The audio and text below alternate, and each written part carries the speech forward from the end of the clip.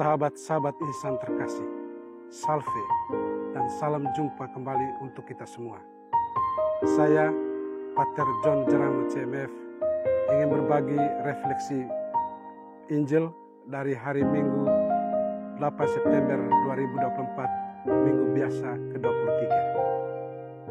Teks yang kita renungkan diambil dari Injil Markus, bab 7, ayat 31 sampai 37.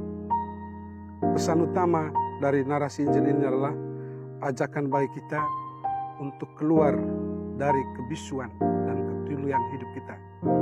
Yesus menyembuhkan kita dari ketegaran hati dan mengajak kita untuk membuka diri untuk semakin mendengarkan Tuhan dan sesama dalam kehidupan kita. Saudara-saudari yang terkasih, ada beberapa intisari yang kita bisa petik dari narasi Injil ini. Yang pertama, kisah penyembuhan si bisu tuli oleh Yesus terjadi di daerah Dekapolis, sebuah teritori kafir. Ini menunjukkan bahwa karya baik Yesus tidak hanya ditujukan kepada orang-orang Yahudi, tidak eksklusif dan tertutup terhadap mereka, tetapi Yesus keluar menjangkau semua orang.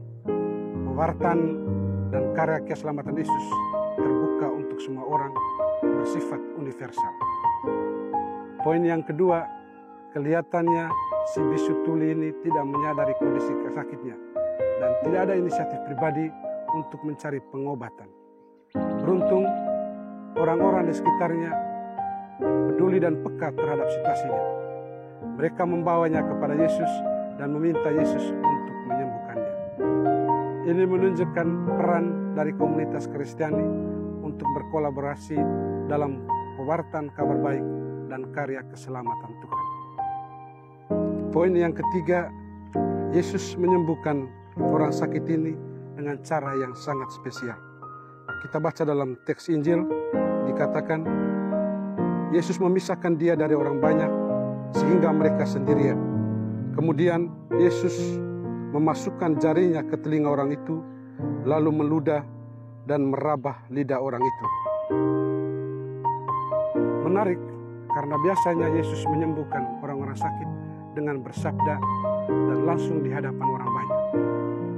Sebenarnya penginjil Markus di sini mau menggarisbawahi bahwa ketertutupan dan ketegaran hati perlu disembuhkan dengan perjumpaan personal dengan Tuhan. Perlu membiarkan diri disentuh langsung oleh Tuhan, dan itulah yang membawa keterbukaan hati dan kesembuhan total baginya. Kemudian Yesus mengucapkan kata Ephata, terbukalah. Maka terbukalah telinga orang itu, dan seketika itu terlepaslah pula pengikat lidahnya, lalu ia berkata-kata dengan baik. Hati yang tertutup seringkali membuat manusia tuli dan bisu tidak mampu mendengarkan Tuhan dan sesama dalam kehidupannya. Oleh karena itu, perjumpaan personal dengan Tuhan, mendengarkan sabdanya, menjadi kunci agar hati manusia bisa terbuka dan mampu melihat dan mendengarkan Tuhan dalam kehidupannya setiap hari. Poin yang keempat, peristiwa penyembuhan si bisu tuli oleh Yesus ini membuat banyak orang merasa takjub dan tercengang. Mereka berkata, ia menjadikan segala-galanya baik, yang tuli dijadikan yang mendengar, yang bisu dijadikan yang berbicara. Pengalaman ketakjuban ini membuka hati orang banyak untuk semakin mengimani dan percaya siapa Yesus sebenarnya. Ini menunjukkan bahwa iman lahir dari pengalaman ketakjuban akan karya-karya baik Allah dalam kehidupan kita. Sahabat-sahabat insan yang terkasih, ada beberapa pesan yang bisa kita refleksikan dari narasi Injil hari ini yang mungkin berguna bagi kehidupan kita saat ini. Pertama, kita menyadari bahwa kita juga sering mengalami ketulian dan kebisuan dalam hidup kita. Kita seringkali menutup hati untuk mendengarkan Tuhan dan untuk mendengarkan sesama. Kerap kali kesibukan kita dengan urusan-urusan pribadi dan kesibukan, misalnya dalam dunia modern ini, media sosial, membuat kita semakin tuli dan bisu, tertutup, dan tidak peduli dengan orang-orang di sekitar kita. Pesan kedua, Yesus mengajak kita untuk berefata, membuka hati kepada Tuhan dan kepada sesama. Kita hanya bisa disembuhkan dari ketegaran hati kita jika kita mengalami perjumpaan personal secara langsung dengan Tuhan. Dan perjumpaan itu membuka hati kita dan pada akhirnya memampukan kita untuk mendengarkan Tuhan dan mendengarkan sesama dalam kehidupan kita. Pengalaman personal perjumpaan dengan Tuhan ini dapat kita wujudkan melalui doa pribadi, refleksi, dan silensium. Ini merupakan spasi rahmat bagi seseorang agar bisa berkomunikasi dari hati ke hati dengan Tuhan yang mengubah hatinya untuk semakin terbuka baik kepada Tuhan maupun kepada sesama.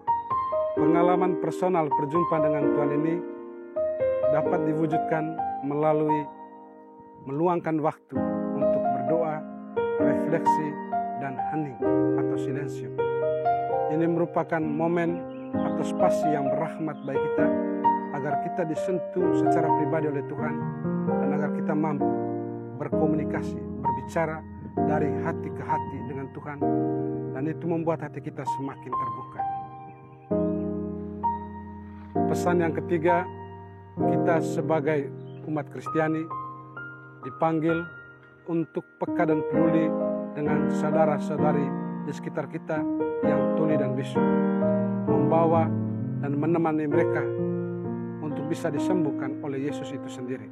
Sebagaimana dalam narasi Injil tadi, orang banyak yang membawa si tuli dan bisu untuk datang kepada Yesus dan memohon agar Yesus menyembuhkannya.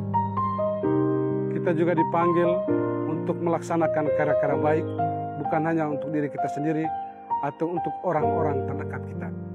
Kita belajar dari Yesus pada hari ini, bagaimana Yesus mewartakan dan membawa kabar baik keluar dari teritori Israel itu sendiri. Inilah menjadi panggilan kita agar misi pewartaan kita dan karya baik kita menjangkau semua orang tanpa sekat-sekat tertentu. Pesan yang terakhir, kita diajak untuk menyadari karya-karya baik dalam hidup kita. Kita menerima banyak berkat dan kasih setia Tuhan, dan kesadaran akan ini membantu kita memiliki rasa kagum, rasa takjub akan kehadiran Allah itu sendiri. Dan ketakjuban iman ini akan membantu kita juga semakin percaya dan semakin mengimani Tuhan dalam kehidupan kita. Dan pada akhirnya menggerakkan kita untuk keluar dari diri sendiri, membuka hati, dan peduli dengan orang-orang di sekitar. Kita menjadi pembawa berkat dan sukacita bagi orang lain. Saudara-saudariku yang terkasih, marilah kita memohon rahmat Tuhan agar kita semakin berefata, membuka hati terhadap Tuhan dan terhadap sesama, sehingga pada akhirnya kita juga mampu peduli dan peka dengan situasi saudara-saudari yang di sekitar kita. Dengan demikian, kita menjadi pembawa berkat dan sukacita bagi sesama kita. Amin.